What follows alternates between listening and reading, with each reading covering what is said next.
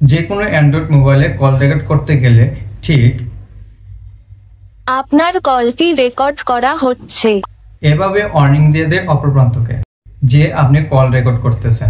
তো আপনি আপনার মোবাইলে কিছু সেটিংস আর একটি অ্যাপস ইনস্টল করলে আপনি আনলিমিটেড কল রেকর্ড করতে পারবে, অপর প্রান্ত বুঝতে পারবে না। তো কিভাবে এই সেটিংসগুলো করবেন চলুন দেখে আসি।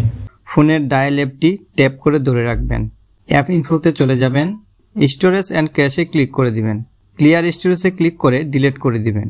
মোবাইলের হোম পেজে চলে যাবেন, আবার ডায়াল অ্যাপে ক্লিক করে দিবেন, উপরে থ্রি ডটে ক্লিক করে দিবেন, সেটিংসে চলে যাবেন, এখান থেকে অটো কল রেকর্ডটি অন করে দিবেন।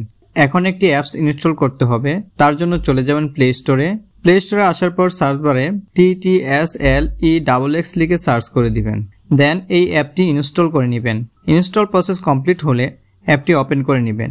অ্যাপটি কোনো পারমিশন চাইলে অ্যালাউ করে দিবেন। অ্যাপটি ওপেন করার পর ঠিক এরকম ইন্টারফেস দেখতে পারবেন। প্রিফেড ইঞ্জিনে ক্লিক করে দিবেন, TTSLEXX সিলেক্ট করে দিবেন। এখন আপনি আনলিমিটেড কল রেকর্ড করতে পারবেন, অপর প্রান্ত বুঝতেও পারবে না।